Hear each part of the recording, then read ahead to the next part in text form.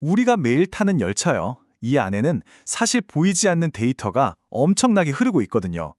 근데 이 데이터가 그냥 데이터가 아니라 우리의 안전을 지키고 더 나아가서 국가의 신뢰까지 만들어낸다면 어떨까요?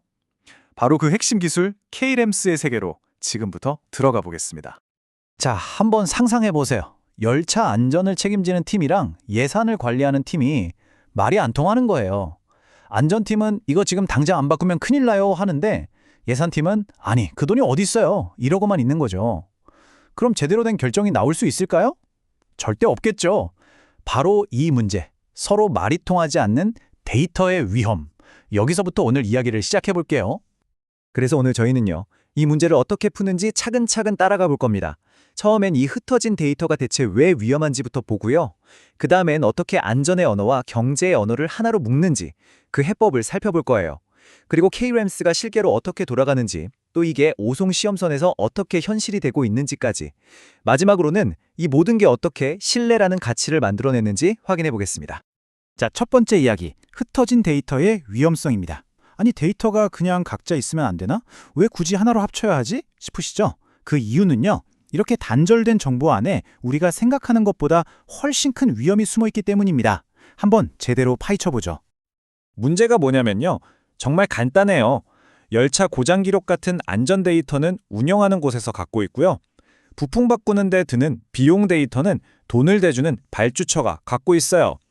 이 둘이 서로 데이터를 공유 안 하면 어떻게 될까요? 지금 당장 돈을 써서 안전을 확보해야 하는지 아니면 좀 더 아껴도 되는지 이걸 판단할 수가 없는 거예요. 말 그대로 깜깜이 결정, 반쪽짜리 결정만 계속하게 되는 거죠.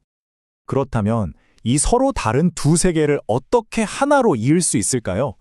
바로 여기에 K-램스의 정말 기가 막힌 아이디어가 숨어 있습니다. 뭐냐면요, 안전의 언어인 램스와 경제의 언어인 LCC를 한 자리에 딱 마주한 게 만드는 겁니다. 자, 여기 표를 보시면 램스는 안전과 신뢰성에 대한 이야기, LCC는 경제성에 대한 이야기죠. 쉽게 말해서 램스가 이거 안전한가? 믿을 수 있나? 를 따지는 안전의 언어라면 LCC는 그래서 돈이 얼마나 드는데 이게 효율적인가? 를 따지는 경제의 언어인 거예요. 근데 이게 따로 놀면 안 돼요. 램스 분석 결과가 있어야 LCC, 즉 비용 분석을 제대로 할 수 있고요. 또 LCC 분석 결과가 있어야 어디에 돈을 쓰는 게 가장 효율적인 안전 투자인지 알 수 있는 거죠. 서로가 서로에게 꼭 필요한 완벽한 짝꿍이 셈입니다. 바로 이 두 언어를 통하게 하려고 K-램스가 만들어진 겁니다. 이 플랫폼의 철학이 이 한 문장에 다 담겨 있어요.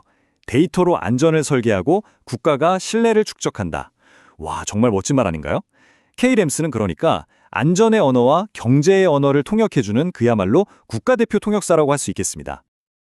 자, 그럼 이 똑똑한 통역사가 구체적으로 어떻게 일하는지 그 내부를 한번 들여다볼까요?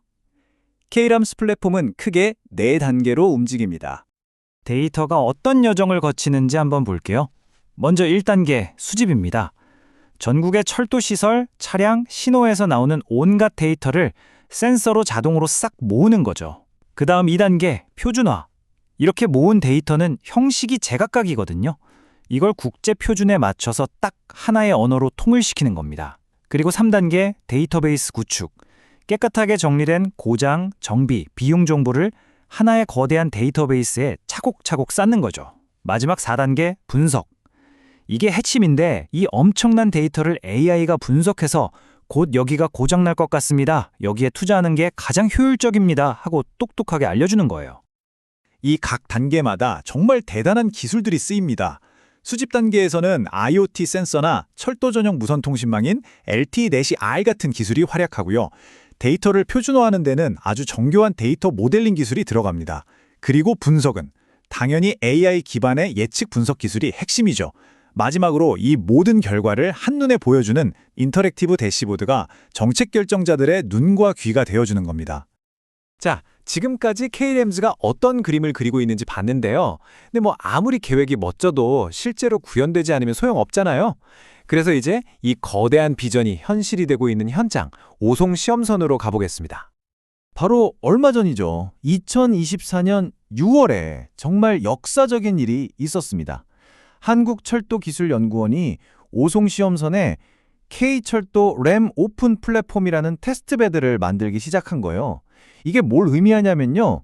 그동안 말로만 하던 K램스라는 비전이 드디어 현실 세계에 첫 발을 내딛는 정말 중요한 순간이라는 거죠. 당시 신문 헤드라인이 이랬어요.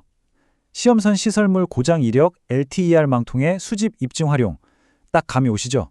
그냥 이론으로 끝나는 게 아니라 진짜 선로 위에서 실시간으로 고장 데이터를 모아서 분석하겠다. 이겁니다. 이제 진짜 시험이 시작된 거죠.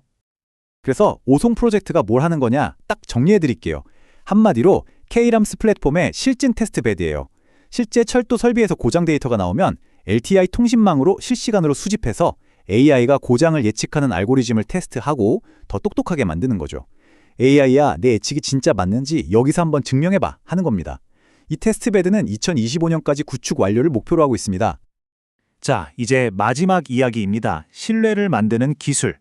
이 모든 기술적인 이야기들이 결국 어디로 향하는 걸까요? 어떻게 이 차가운 데이터가 우리 사회의 따뜻한 신뢰가 될 수 있는지 그 놀라운 변화에 대해 이야기하면서 정리해 보겠습니다.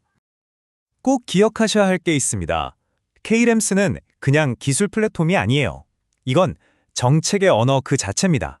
안전의 언어랑 경제의 언어를 하나로 합쳐서 데이터를 기반으로 한 믿을 수 있는 국가 철도 정책을 만드는 새로운 언어인 거죠. 더 이상 제 경험상으로는 같은 주관적인 판단이 아니라 데이터를 보시죠.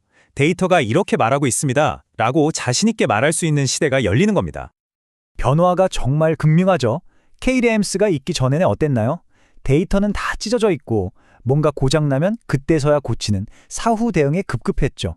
결정도 주관적일 때가 많았고요. 하지만 K램스와 함께라면요. 모든 데이터가 하나로 통합되고 AI가 고장을 미리 예측해서 알려줍니다. 그리고 모든 정책은 바로 그 데이터를 기반으로 내려지죠. 한마디로 사후 대응에서 예측 기반으로, 주관적인 결정에서 데이터 기반 정책으로 바뀌는 엄청난 전환입니다.